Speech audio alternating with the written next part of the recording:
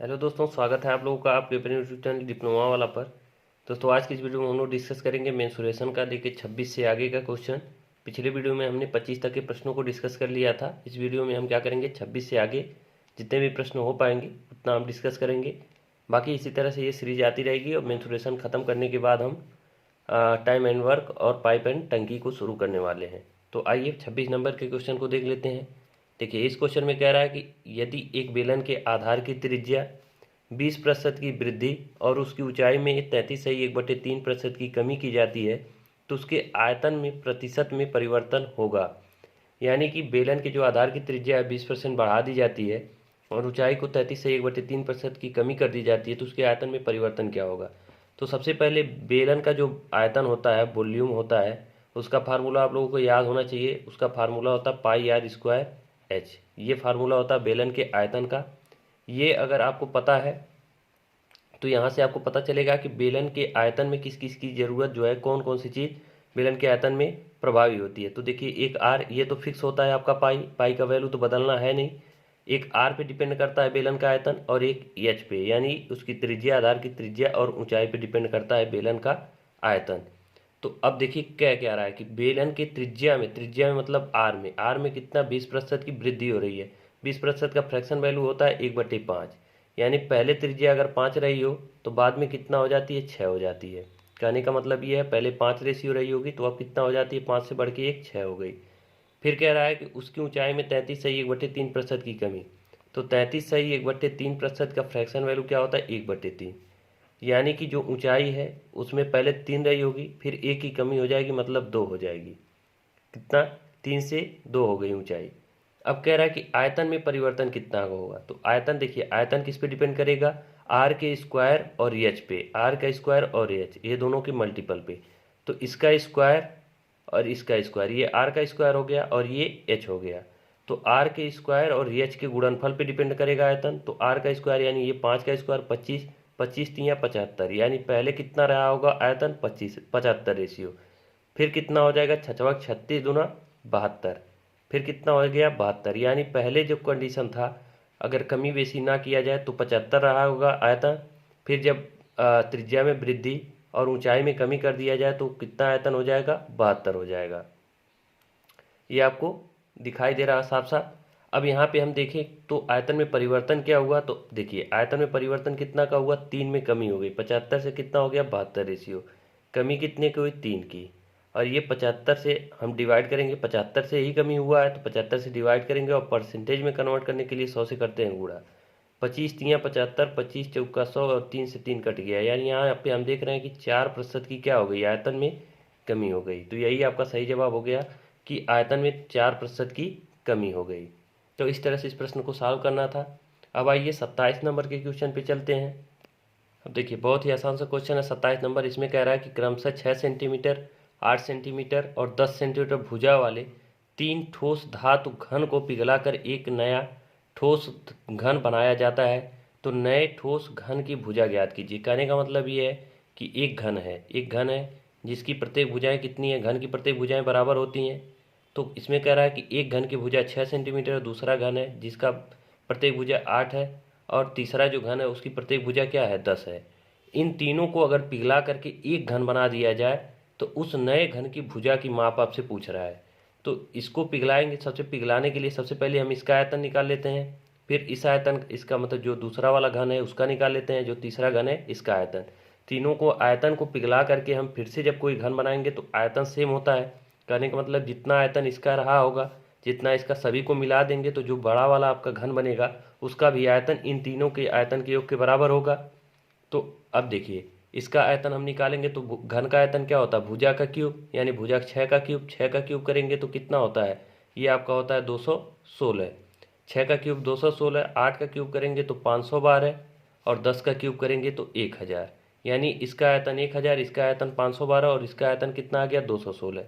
सभी को जोड़ देंगे तो टोटल आयतन कितना हो जाएगा, 1000, ये 1500, 15 दो 17 और ये टोटल हो जाएगा 1728। ये आपका 1728 हो गया और ये सेंटीमीटर में है तो आयतन सेंटीमीटर क्यूब। यानी बड़े घन का जो आयतन होगा वो 1728 सेंटीमीटर क्यूब। मान लीजिए बड़ा घन ये है बड़ा आयतन जो है घन ये है कि जिसका आयतन हमको पता चल गया कि 1728 सेंटीमीटर क्यूब। तो भुजा निकालना है, तो भुजा जो होता है ए क्यूब बराबर आयतन जो होता है ए क्यूब बराबर क्या आ गया 1728 आ गया। अगर तो ए बराबर अगर देखें तो ये 12 का क्यूब है 1728। ये देखिए क्यूब आप लोग कम से कम 20 तक तो याद ही कर लीजिएगा। तो ए बराबर क्या आ गया 12, तो यही हो जाएगा आंसर 12 सेंटीमीटर इसका सही जवाब हो जाएगा। यानी बड़े आयतन का जो जो बड़े वाला घन है उसका जो प्रत्येक भुजा की माप क्या आएगी 12 सेंटीमीटर। अब आइए 28 नंबर के क्वेश्चन पे चलते हैं। अब देखिए 28 नंबर के क्वेश्चन में क्या कह रहा है कि एक लंबवृत्तीय शंकु की ऊंचाई 24 मीटर है और इसकी तिरछी ऊंचाई कितना है 30 मीटर। तो इसके वक्रपृष्ठ का क्षेत्रफल क्या है। आसानी से निकाल लिए होंगे आप लोग, लेकिन फिर भी हम यहाँ पे बता देते हैं कि एच का मान दिया है 24 मीटर, यल का मान दिया है 30 मीटर और हमसे पूछ रहा है वक्रपृष्ठ का क्षेत्रफल। वक्रपृष्ठ का क्षेत्रफल का क्या, कर्व सरफेस एरिया का फार्मूला क्या होता है, तो ये होता है पाई आर इंटू एल। ये होता है शंकु के वक्रपृष्ठ का क्षेत्रफल क्या होता है पाई आर एल। तो हमें यहाँ से यल पता है एच पता है लेकिन आर नहीं पता है। तो आर पता करने के लिए क्या एक फार्मूला हमने पढ़ा था एल स्क्वायर बराबर H square plus R square. तो इसी फार्मूले सीधे निकाल देते हैं। हमें आर स्क्वायर चाहिए तो आर स्क्वायर बराबर L square minus H square. तो यहाँ एल स्क्वायर का अगर हम 30 का स्क्वायर करेंगे तो आएगा 900 और माइनस एच स्क्वायर यानी एच का 24 का है 24 मान 24 का स्क्वायर करेंगे तो कितना हो जाएगा 576। ये हो जाएगा आपका 576। अब 900 में से 576 अगर हम घटा देते हैं तो आ जाएगा आपका 324 और आर स्क्वायर का मान आ गया 324। तो आर का मान कितना है ये 18 का आपका वर्ग है। तो आर बराबर आ गया 18। अब जब आर पता चल गया तो हमें पाई आर यल का मान निकालना है। तो पाई का मान हम रखेंगे 22/7, आर का मान रखेंगे 18 और यल का मान कितना है 30। तो ये हो जाएगा 18 3 54 यानी 540 गुणे 22 करेंगे तो ये टोटल आपका मान हो जाएगा 11,880। कितना हो जाएगा 11,880 बटे में 7। तो हमें ये इसी पाई आर यल यानी कर्व सरफेस एरिया का मान निकालना है। तो हम 7 से देखिए 7 से डिवाइड करेंगे तो ये 7 एक कम 7। तो पहले तो एक बार में जाएगा, फिर 7 ये 7 3 4 हो जाएगा, यहाँ फिर 4 बचेगा तो 4 आपका 7 बार करेंगे तो 49 हो जाएगा। 7 बार जाएगा नहीं यानी 7 6 42 6 बार जाएगा। तो अब सीधे हम चले आएंगे ऑप्शन पे। तो एक के बाद 6, एक के बाद 6 सिर्फ एक ऑप्शन में है बाकी किसी में नहीं है। तो हम डायरेक्ट इसी ऑप्शन को टिक कर देंगे। बाकी आप पूरा कैलकुलेट करेंगे तब भी आपका आंसर यही आएगा। अब आइए 29 नंबर के क्वेश्चन पे चलते हैं। अब देखिए यहाँ पे दिया 29 नंबर के क्वेश्चन में क्या एक घनाकार घनाभ नहीं है एक घन है घन एक घनाकार कमरे के फर्श का क्षेत्रफल दिया है 192 मीटर स्क्वायर। उस कमरे में रखी जा सकने वाली सबसे लंबी छड़ की लंबाई। देखिए सबसे लंबी छड़ या घन या घनाभ का जो सबसे घनाभ के लिए सबसे लंबी छड़ की लंबाई क्या होती है L square plus B square plus H square. ये होता है यानी लंबाई का स्क्वायर चौड़ाई का स्क्वायर और ऊंचाई का स्क्वायर। लेकिन यही जब घन होता है तो घन की तीनों भुजाएं क्या होती हैं लंबाई चौड़ाई ऊंचाई सब कुछ क्या होता है सेम होता है। तो घन का जो विकर्ण होता है यानी विकर्ण ही होता है जो सबसे लंबी या फिर छड़ कह लीजिए या फिर उस सबसे लंबी जो भुजा कह लीजिए या फिर कुछ भी कह लीजिए। कहने का मतलब ये है जैसे मान लीजिए एक घन हम बना देते हैं, एक घन है ये मान लीजिए एक घन है, ये घन है। अब कह रहा है कि सबसे लंबी छड़ इसमें कौन सी आएगी। तो हमने आपको बताया था कि जो इस घन का विकर्ण होगा इस घन का विकर्ण यानी इस वाले कोने से नीचे वाले कोने से ऊपर वाले कोने के इसे तिरछे मिला देने पर ये जो रॉड होगी या फिर जो भी ये लेंथ होगी यही सबसे बड़ी होगी। इसका विकर्ण ही सबसे बड़ा जो है भुजा होती है। तो विकर्ण का मान ही निकालते हैं। तो घन है तो घन में क्या होता है सभी भुजाएं बराबर होती हैं। तो यहाँ एल स्क्वायर मतलब ए स्क्वायर प्लस ए स्क्वायर होता है। तो इसको हम क्या बोलते हैं 3a² रूट में और ये बाहर हो जाएगा तो 3√3 इंटू ए यानी जो घन का विकर्ण होता है वो √3 इंटू ए होता है। अब हमें यहाँ पे दिया क्या है फर्श का क्षेत्रफल दिया है। फर्श का क्षेत्रफल अगर देखा जाए तो ये फर्श है और इसकी सभी भुजाएं क्या है बराबर यानी ये एक वर्ग है। तो वर्ग का क्षेत्रफल यानी भुजा का स्क्वायर दिया है कितना 192 मीटर स्क्वायर। तो ए बराबर यहाँ से अगर देखें तो अगर ए बराबर यहाँ से देखें तो ये आ जाएगा आपका 192 को तोड़ देंगे दो भाग में तोड़ देंगे तो कितना हो जाएगा। इसको दो भाग में तोड़ेंगे तो इसको 64 गुणे हम 3 लिख सकते हैं। 64 गुणे क्या लिख सकते हैं 3 लिख सकते हैं। और ये ए स्क्वायर का मान है तो ए बराबर क्या होगा ये रूट में होगा। ये आपको पता है कि 8 का वर्ग है तो ये बाहर हो जाएगा तो 8 आ जाएगा और ये रूट में 3 यानी भुजा का मान क्या आ गया, 8 कड़ी में 3 आ गया। और हमसे पूछ क्या रहा है कि सबसे रखी जाने वाली सबसे लंबी छड़ यानी विकर्ण पूछ रहा है। क्या पूछ रहा है, विकर्ण। तो विकर्ण क्या हो जाएगा, √3 इंटू ए होता है, ए का मान क्या है, 8 कड़ी में 3 है। तो ये कड़ी में 3 का गुणा कड़ी में 3 होगा तो 3 हो जाएगा, और 8 में गुणा 3 का किया जाए तो कितना हो जाएगा, 24। और ये मीटर में है तो मीटर स्क्वायर। ये आपका आंसर हो जाएगा कि घनाकार जो है कमरे के जो है सब घनाकार कमरे में रखे जाने वाली सबसे जो लंबी छड़ होगी वो क्या होगी, 24 मीटर की होगी, क्योंकि लंबाई है तो मीटर में होगी। ये आपका सही जवाब हो जाएगा ऑप्शन नंबर सी। अब आइए 30 नंबर के क्वेश्चन पे चलते हैं। अब देखिए 30 नंबर के क्वेश्चन में कह रहा है कि एक त्रिभुजाकार मैदान का क्षेत्रफल जिसकी भुजाएं 85, 85 और 154 मीटर है। तो क्षेत्रफल निकालना है, त्रिभुजाकार मैदान है और उसकी भुजाएं हमको पता है कितना, 85, 85 और 154। तो देखिए यहाँ 85, 85, 154 से हमें यहाँ पता चल रहा है कि ये हमारा जो है समकोण त्रिभुज नहीं है। जब समकोण त्रिभुज नहीं है और ये समद्विबाहु त्रिभुज है, यहाँ पे हमको एक चीज़ दिखाई दे रहा है कि ये समद्विबाहु त्रिभुज है, दो भुजाएं क्या है, समान है। तो अगर आप इसको चाहें तो या तो हेरोंज फार्मूला से निकालें, या तो इसको हम कौन से फार्मूले से निकाल सकते हैं, समद्विबाहु त्रिभुज के लिए हम एक फार्मूला आपको लिखाए थे, वो याद होगा आप लोगों को। समद्विबाहु त्रिभुज के लिए जो फार्मूला ये क्या होता है, हमने लिखवाया था, ए बराबर यानी एरिया बराबर b/4 इंटू ये रूट में 4a² माइनस बी स्क्वायर। ये फार्मूला हमने लिखवाया था, 4a² माइनस b²। ये फार्मूला जहाँ पे ए क्या है, दो जो समान भुजाएं हैं उनका माप है, उसको हम ए मानते हैं। जो समान भुजाएं हैं वो क्या है, ए है, और जो समान नहीं है एक भुजा वो क्या है, बी है। यानी ए का मान यहाँ क्या है 85 और बी का मान क्या हो जाएगा 154। तो यहीं पे हम रख देंगे 154, यानी बी का मान 154/4। फिर करणी में 85 का स्क्वायर गुणे 4 होगा, तो 85 का वर्ग यानी कि 85 का वर्ग गुणे 4 हम करेंगे, और माइनस b² यानी 154 का स्क्वायर। या तो आप इसको करके सॉल्व करिए, अगर ये लेंदी लग रहा है तो इसको हम नहीं करेंगे, क्योंकि देखिए यहाँ 154 का वर्ग करना है, यहाँ 85 का वर्ग करना है, तो ये थोड़ा लेंदी हो जाएगा। तो इसको हम इस विधि से नहीं करके हम हेरोंज फार्मूला लगाते हैं। हेरोंज फार्मूला क्या होता है, उसके लिए भी हमने आपको फार्मूला लिखवाया था, ए बराबर करणी में s into s minus A into s minus B into s minus C. ये फार्मूला हमने आपको लिखाया था, जहाँ पे यस क्या है, यस बराबर तीनों भुजाओं का योग बटे 2 यानी अर्ध परिमाप होता है। यानी a प्लस ए, यहाँ पे समद्विबाहु त्रिभुज है तो a plus A plus b/2, यानी यस का मान क्या हो जाएगा 85 प्लस 85 प्लस 154 बटे में क्या 2। तो इसका मान अगर हम देखें तो इसको अगर हम कैलकुलेट करके निकालेंगे, सभी 85, 85 और 154 को जोड़ करके 2 से भाग करेंगे तो आ जाएगा 162 मीटर। ये आपका आ जाएगा अर्ध परिमाप। अब अर्ध परिमाप आ गया 162, तो हम फार्मूला लगाएंगे एरिया का। तो एरिया बराबर क्या होता है, रूट में यस का मान क्या आ गया 162 गुणे यस माइनस ए यानी 162 माइनस 85 करेंगे, तो 162 माइनस 85 करेंगे तो कितना आ जाएगा आपका 77 आएगा। कितना आएगा 77, करके देख लीजिएगा। यस माइनस ए का मान क्या आ गया 77, फिर यस माइनस ए, फिर 85, 162 माइनस 85 करेंगे फिर 77 आएगा।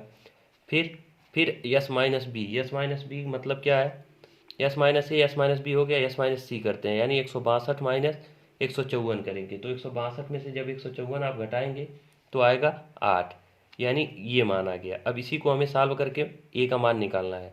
तो देखिए इसको हम आसानी से सॉल्व कैसे कर सकते हैं, 77 दो बार है तो हम 77 को एक बार बाहर कर लेते हैं, 77 एक बार बाहर हो गया, और ये 18 नवा 162 होता है तो 9 बार हम मल्टीप्लाई कर लिए। या फिर इसको ये कर सकते हैं, देखिए 77 को हमने कर लिया बाहर, अब रूट में हमारा क्या बचा, इसको हम कर सकते हैं 81 गुणे 2, और यहाँ पे क्या है हमारा 8 है, तो ये 8 दूना 16 हो गया, और ये 9 का वर्ग है तो 77, और ये इसको हम निकालेंगे बाहर तो ये 9 होगा, और ये 8 दूना 16 को बाहर निकालेंगे तो कितना हो जाएगा 4। अब इसी का हम मल्टीप्लाई कर लेंगे, 9 चौक 36 गुणे 77 कर लेंगे तो हमारा आंसर आ जाएगा, जो कि आ जाएगा 2772। कितना आ जाएगा 2772। यही आपका सेंटीमीटर स्क्वायर, मीटर में है सॉरी मीटर में है तो मीटर स्क्वायर, यही आपका सही जवाब हो जाएगा 2772 मीटर स्क्वायर। तो इस तरह से हम निकालते हैं। जब देखिए भुजा हमको पता है फार्मूले से, यहाँ पे ये टफ हो रहा था तो हम इसको छोड़ देंगे, सीधे हेरोंज फार्मूले पे आ जाएंगे, उससे लगाएंगे आपका आसानी से लग जाएगा। अब आइए अगले क्वेश्चन पे चलते हैं 31 पे। देखिए 31 नंबर के क्वेश्चन में कह रहा है कि एक घन का आयतन इतना है। तो आयतन यानी घन का आयतन क्या होता है? भुजा का क्यूब। भुजा का क्यूब दिया है क्या? 192 कड़ी में 3 ये दिया है। फिर कह रहा है उसके विकर्ण की लंबाई। विकर्ण की लंबाई क्या होता है? जो है घन के विकर्ण की लंबाई होता है आपका 3a²। रूट में 3a होता है विकर्ण की लंबाई। ये अभी हमने पिछले क्वेश्चन में देखा, √3a होता है। तो हम यहाँ से a का मान निकाल लें और √3 से हम मल्टीप्लाई कर दें तो क्या हमारा आ जाएगा विकर्ण की लंबाई? आप कहेंगे बिल्कुल आ जाएगा। अब देखिए कैसे आएगा। अब a³ का मान हमें निकालना है तो हम क्या करेंगे, इसको हम लिख सकते हैं 64 और 64 गुणे 3। 64 गुणे 3 करेंगे तो 192 आएगा। तो इसको हम 64 गुणे 3 करने में 3 लिख सकते हैं। इसको 3 करने में 3 लिख लिया। अब a का मान हमें चाहिए तो a बराबर, इसको हम 64 गुणे 3 और करने में 3 और होल पे पावर, यहाँ 3 क्यूब में था, इधर जाएगा 75 होगा तो 1/3 हो जाएगा। ये चीज़ आप लोग पढ़े होंगे पहले से कि जब 75 होता घात का इधर क्यूब में है तो ये इधर जाएगा तो 1/3 हो जाएगा। अब देखिए इसको हम 4 पे क्यूब लिख सकते हैं। देखिए 4 पे 3 लिख सकते हैं। इसको हम लिख सकते हैं 3 गुणे, और इस 3 को कड़ी का मतलब होता है 1/2, यानी 3 पे 1/2 है। और इस पे होल पे पावर क्या है? 1/3। इसी को यहाँ पे आपको समझना है, बाकी और कुछ है नहीं इस सवाल में। अब देखिए 4 पे 3 है और जब ये 1/3 से हम मल्टीप्लाई करेंगे तो 4 पे 3 गुणे 1/3 होगा। घात का भी इधर मल्टीप्लाई होता है। और देखिए 3 पे देखिए आधार, जब बेस मतलब आधार समान होता है तो घातें क्या होती हैं? जुड़ जाती हैं। तो इस पे एक घात होती है और इस पे 1/2। 1 और 1/2 जोड़ेंगे तो 1.5 होगा। 1.5 का मतलब 3/2, यानी 3 पे कितनी घात हो गई? 3/2। और इसमें जब ये घात का मल्टीप्लाई होगा 1/3 का तो क्या हो जाएगा? 1/3। ये 3 से 3 कट जाएगा, ये 3 से 3 कट जाएगा, यानी बचा क्या? ए बराबर क्या आ गया हमारा? 4 गुणे।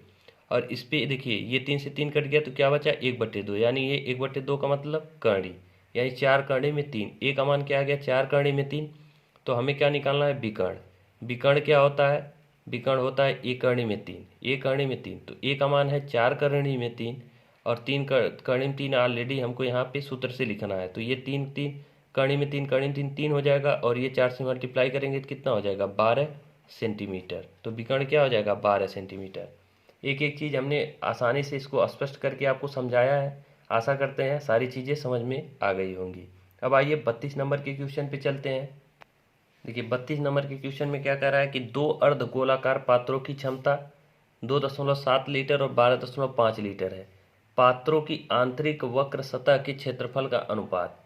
अब देखिए अनुपात ही पूछ रहा है तो हम अनुपात से ही मान निकाल लेते हैं त्रिज्या का। देखिए आपने फार्मूला पढ़ा था, हमने जो वॉल्यूम का फार्मूला बताया था, अर्धगोले का जो वॉल्यूम का फार्मूला होता है वो होता है 2/3 pi R cube. Pi R cube होता है। देखिए पूरा अगर गोला है तो 4/3 पाई आर क्यूब, अर्धगोला है तो उसका क्या होगा? 2/3 पाई आर क्यूब। तो दो गोला है अर्धगोला तो एक का त्रिज्या हम मान लेते हैं R1, तो 2/3 पाई R1 क्यूब, और एक को मान लेते हैं R2 त्रिज्या है तो 2/3 पाई R2 का क्यूब। इसका अनुपात हम यहाँ से बना लेंगे। इनकी क्षमता कितना कितना दिया है? एक 12.5 और 2.7, तो 2.7 बटे हम क्या करेंगे? 12.5 कर देते हैं। दशमलव हटाने के लिए हम 10 से ऊपर नीचे गुणा कर देंगे। 10 से ऊपर नीचे गुणा करेंगे तो 10 10 कट जाएगा, या फिर ये सीधे सीधे क्या हो जाएगा? 27/125 हो जाएगा। ये देखिए 2/3 पाई से 2/3 पाई कट जाएगा, यानी R1 क्यूब अपान R2 क्यूब बराबर क्या आ जाएगा? 27/125। यहाँ से अगर हम R1 और R2 का रेशियो देखें तो क्या बन जाएगा? 3, और ये क्या बनेगा? 5। अब हमसे पूछ क्या रहा है? क्षेत्रफल का अनुपात, यानी आंतरिक क्षेत्रफल। तो क्षेत्रफल में चाहे जो भी मीटर रहे, जैसे कि क्षेत्रफल क्या होता है? अवक्र पृष्ठ का क्षेत्रफल आंतरिक पृष्ठ का क्या होगा? 4πr² होता है पूरे गोले का, तो आधे गोले का 2πr², तो 2πr², 2πr², 2 पाई से 2 पाई कट जाएगा। तो हमारा सीधे सीधे रेशियो किसका आएगा? R1 का स्क्वायर बाई R2 का स्क्वायर। तो R1 का मान है 3, 3 का स्क्वायर, और R2 का मान है 5, तो 5 का स्क्वायर। तो यही ऑप्शन नंबर आपका ए सही हो जाएगा, 3 का स्क्वायर अपान 5 का स्क्वायर। अब आइए अगले क्वेश्चन पे चलते हैं 33 नंबर पे। देखिए 33 नंबर के क्वेश्चन में आपका क्या कह रहा है? यहाँ पे कह रहा है कि 16, 12 और 9 सेंटीमीटर बीमाओं वाले एक धातु के स्लैब। स्लैब मतलब ये बीमाएँ क्या हैं? 16, 12 और 9, यानी लंबाई, चौड़ाई और ऊंचाई। तो ये आपका घनाभाकार हो जाएगा, घन के आकार का स्लैब है। उसको पिघला करके घन के आकार घनाभ के आकार का ये होगा, क्योंकि यहाँ पे लंबाई चौड़ाई ऊंचाई अलग है। और यहाँ कह रहा है कि उसको पिघला करके घन के आकार में अगर ढाला जाए तो घन का पृष्ठीय क्षेत्रफल क्या होगा। तो देखिए आपका दिया है LBH हम निकाल सकते हैं यहाँ से, क्योंकि देखिए इसका जो आयतन होगा, जो इस घना जो स्लैब है, यानी कि ये घनाभ होगा, घनाभ की तरह होगा, तो इस स्लैब का जो आयतन होगा उसको पिघला करके अगर हम घन में कन्वर्ट करें तो घन का भी आयतन सेम होगा। तो घन का आयतन क्या होता है, a क्यूब होता है। ये दोनों आपस में बराबर हैं, तो a क्यूब का मान देखिए क्या हो जाएगा। LBH का मान यहाँ दिया है 16 दिया है, और 12 दिया है, और क्या दिया है 9 दिया है। तो यहाँ से अगर हम a का मान निकालना चाहें तो ये रूट में आपका क्या 16 12 और ये 9, और रूट में इसका मतलब क्यूब रूट होगा, ये क्या होगा क्यूब रूट होगा। तो a का मान हम यहाँ से आसानी से निकाल सकते हैं। इसमें देखिए 2 बार 4 है, इसमें 2 बार 4 है, इसमें 1 बार 4 और 1 बार 3 है, इसमें क्या है 2 बार 3 है। तो हमें क्यूब रूट निकालना है तो 3 का जोड़ा बनाना होगा। तो बाहर क्या आएगा, 1 4 आएगा, 1 3 का जोड़ा 1 बार बन रहा है, मतलब 4 का जोड़ा 1 बार, और 3 का जोड़ा भी 1 बार, यानी 3। a का मान क्या आ जाएगा 12 आ जाएगा। a का मान जब 12 आ गया यानी घन की भुजा क्या आ गई 12 सेंटीमीटर। फिर हमसे क्या कह रहा है कि घन का पृष्ठीय क्षेत्रफल। घन का पृष्ठीय क्षेत्रफल, जब देखिए पृष्ठीय क्षेत्रफल बोले, जब तक पार्श्व पृष्ठ का क्षेत्रफल ना बोले तब तक हम संपूर्ण पृष्ठ का क्षेत्रफल मान के चलते हैं। तो घन का जो है टोटल सरफेस एरिया क्या होता है, उसका फार्मूला होता है 6 इंटू ए स्क्वायर। तो 6 इंटू ए का मान क्या है 12, 12 का स्क्वायर 144। तो 144 में हम मल्टीप्लाई कर देंगे तो ये हो जाएगा आपका 6 चौक 24, 6 चौक 24 2 26 और 6 2 8, 864 सेंटीमीटर स्क्वायर। ये हो जाएगा आपका टोटल सरफेस एरिया घन का 864 सेंटीमीटर स्क्वायर, जो कि ऑप्शन नंबर आपका बी सही हो जाएगा। अब आइए अगले क्वेश्चन की ओर चलते हैं 34 नंबर पे। देखिए 34 नंबर के क्वेश्चन में क्या कर रहा है, एक लंबवृत्तीय बेलन का आयतन जो है 6930 सेंटीमीटर क्यूब है, इसकी ऊंचाई 20 सेंटीमीटर है, तो इसका वक्र पृष्ठीय क्षेत्रफल ज्ञात करें। तो वक्र पृष्ठ का क्षेत्रफल क्या होता है, कर्व सरफेस एरिया का फार्मूला होता है आपका बेलन का curve surface 2πr into H, यानी कि r और एच अगर हमें पता रहे तो हम निकाल सकते हैं कर्व सरफेस एरिया। तो r देखिए एच तो हमें पता है लेकिन r नहीं पता है, तो r हम कैसे पता करेंगे। तो देखिए बेलन का आयतन दिया है, बेलन का आयतन होता है πr स्क्वायर इंटू एच, इसका मान कितना दिया है 6930 दिया है। तो यहाँ से पाई का मान हम 22/7 रखेंगे, 22/7, और ये आर स्क्वायर रहने देंगे, और एच का मान क्या दिया है 20, और ये बराबर में 6930, ये कितना दिया है 6930 दिया है। तो यहाँ से ये जीरो से ये जीरो कट जाएगा। अब इधर देखिए, अब 22 दूना 44, इसको हम काट देंगे। 11 से अगर इसको हम काटे तो ये 2 बार में कटेगा, 11 से इसको काटे तो 6 बार में, और ये 3 बचेगा, 11 3 33। अब ये देखिए ये आर स्क्वायर का मान क्या हो जाएगा, इधर जाएगा तो ये 63, और गुणे में हम क्या कर सकते हैं 7, बटे में क्या 2 दूना 4।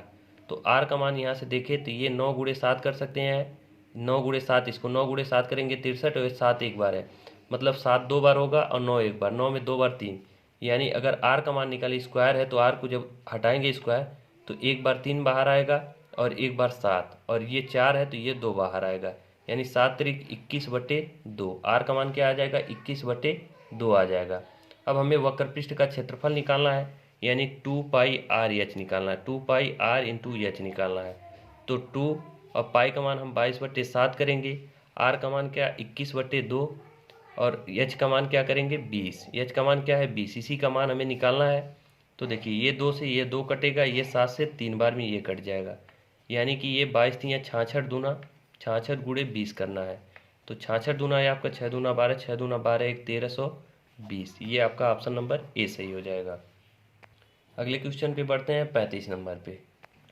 देखिए 35 नंबर के क्वेश्चन में क्या कह रहा है कि 14 सेंटीमीटर ऊंचाई वाले एक लंबवृत्तीय बेलन का वक्र पृष्ठीय क्षेत्रफल इतना है, तो बेलन के आधार का क्षेत्रफल।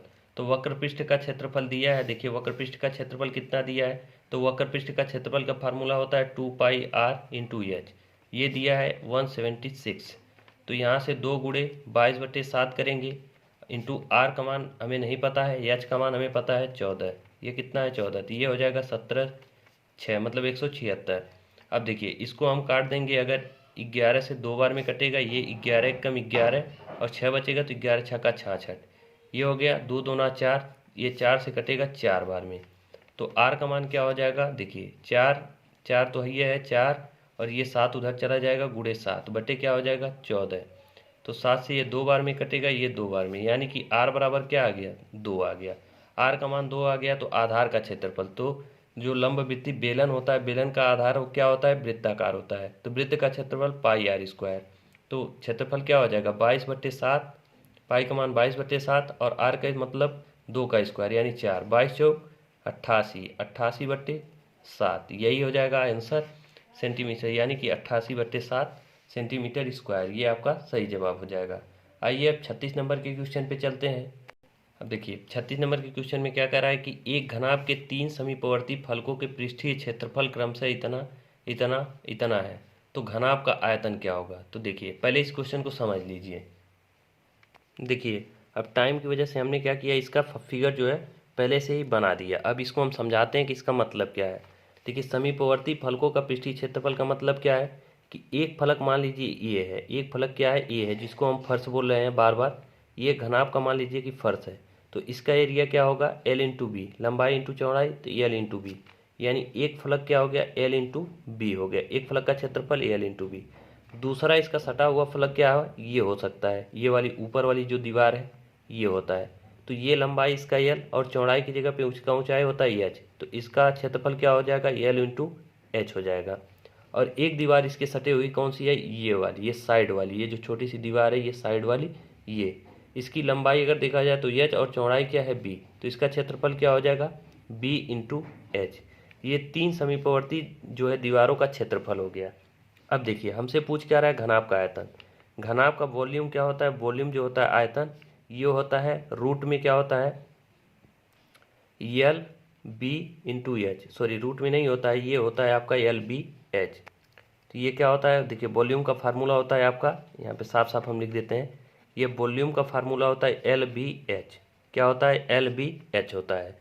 अब बताइए आयतन का फार्मूला हो गया एल बी एच, तो हम क्या इस तरह से एल बी एच को हम एल इंटू एल और बी इंटू बी और इंटू एच इंटू एच इस तरह से लिख करके अगर हम इसको करणी में कर दें, तो यानी L square B square H square, जब करणी में होगा तो करणी से बाहर आएगा तो एल बी एच ही होगा, तो हम इस तरह से लिख सकते हैं, आप कहेंगे बिल्कुल लिख सकते हैं। अब देखिए अब हम क्या करेंगे, एल बी को एक साथ कर लेते हैं, करणी में ही क्या करते हैं एल बी को एक साथ कर लेंगे, एल बी कर लिया, और ये एल बी को जब हमने एक साथ कर लिया और एक एल और एच को हम एक साथ कर लेते हैं, इंटू एल इंटू एच कर सकते हैं, फिर बचा हमारा एल एच हो गया एल बी हो गया और एक बी और एक एच बच रहा है, तो बी इंटू एच कर देते हैं। इस तरह से हम फार्मूला बना सकते हैं वॉल्यूम का। देखिए सारी चीज़ें क्या है, इसका स्क्वायर एक एक को दो दो बार हमने लिख करके इसको करणी में कर लिया, आप कहेंगे बिल्कुल इस तरह से कर सकते हैं। अब देखिए हमें एल बी एल एच और बी एच का मान यहाँ पे दे रखा है 5, 16 और क्या 20, तो इसी की जगह पे हम क्या रख सकते हैं 5 गुणे 16 गुणे 20, और ये क्या आएगा करणी में आएगा, और ये किसके बराबर चल रहा है वॉल्यूम यानी घनाभ के आयतन के बराबर। अब इसको जब सॉल्व करेंगे आप तो देखिए यहाँ पे हम लिख देते हैं, देखिए 5 और इसको 5 गुणे 4 करेंगे तो 2 बार 5 और 1 बार 4, और ये 1 बार 4 2 बार 4 है तो 1 बार बाहर, तो यानी 1 बार 4 बाहर आएगा, 1 बार 5 बाहर आएगा और 1 बार 2 आएगा, तो वॉल्यूम बराबर क्या हो जाएगा आपका 4 पच्चे 20 दूना 40, इसको सॉल्व करिएगा तो आपका 40 ही आएगा। देखिए यहाँ पे समझने वाली बात क्या थी कि दो मतलब दीवार जो निकटतम दीवारों का क्षेत्रफल दिया है L B B H H L, वो एक दीवार नीचे वाली, एक दीवार साइड वाली और एक दीवार ये छोटी साइड वाली, और हमें आयतन का फार्मूला पता है एल बी एच होता है, तो एल बी एच को हम इस तरीके से लिख सकते हैं करणी में L square B square H square. अब यहाँ से दो दो को हम साथ ले लिए, एल बी एल एच और बी एच के रूप में बना लिए और उसी की जगह पे क्या किए मान पुटअप कर दिए, उसके बाद हमारा आंसर आ गया 40 सेंटीमीटर क्यूब आएगा, आयतन है तो सेंटीमीटर क्यूब आ जाएगा। अब आइए 37 नंबर के क्वेश्चन पे चलते हैं। अब देखिए 37 नंबर के क्वेश्चन में क्या कह रहा है, यहाँ पे कह रहा है कि एक बॉक्स की लंबाई चौड़ाई और ऊंचाई का अनुपात 4 3 2 है, यदि लंबाई को 50% बढ़ा दिया जाए और चौड़ाई को 40% कम कर दिया जाए, ऊंचाई को 40% कम कर दिया जाए, तो नए आयतन का बॉक्स पुराने आयतन से अनुपात होगा। तो देखिए नए और पुराने का अनुपात पूछा है, तो पुराना अनुपात क्या है लंबाई एल बी एच का अनुपात है क्या 4 अनुपाते 3 अनुपाते 2। तो देखिए अब इसको 50% बढ़ाने के लिए कह रहा है और इसको 40% घटाने के लिए, यानी ऊंचाई को 40% घटाने के लिए कह रहा है। तो देखिए 40% इसका निकालेंगे तो पॉइंट में चला जाएगा, तो हम इसी रेशियो को क्या 40 और इसको क्या 30 और इसको क्या 20 लिख सकते हैं। आप कहेंगे बिल्कुल लिख सकते हैं। देखिए कुछ भी इस रेशियो में हम सभी में अगर एक एक समान मान से अगर हम मल्टीप्लाई करें तो कर सकते हैं। जैसे 10 का हमने सब में मल्टीप्लाई कर दिया, 5 का चाहे तो 5 का भी कर सकते हैं। तो अब देखिए लंबाई क्या है 40 और ऊंचाई सॉरी चौड़ाई 20, ऊंचाई सॉरी चौड़ाई 30, ऊंचाई 20। अब कह रहा है कि दूसरे कंडीशन में 50% लंबाई को, तो 50% यानी 40 का 50% अगर हम बढ़ा देंगे तो नई लंबाई क्या 60 आ जाएगी। 50% मतलब 20 और 40 से 20 बढ़ाएंगे तो 60, लंबाई क्या आ गई 20। और चौड़ाई को कुछ नहीं करने के लिए कह रहा है तो चौड़ाई को हम 30 रहने देते हैं। और ऊंचाई को कह रहा है कि 40% कम कर दिया जाए, तो 20 का 40% होता है 8, तो 8 हम कम करेंगे तो कितना हो जाएगा 12। अब इसका आयतन क्या होगा, तो देखिए 4 तियाँ 12 दूना 24,000, ये 24,000 इसका आयतन होगा पुराने का। और नया मान ये आया तो नए का आयतन क्या होता है 12 तियाँ 36 छक्का 216, 216 और डबल जीरो।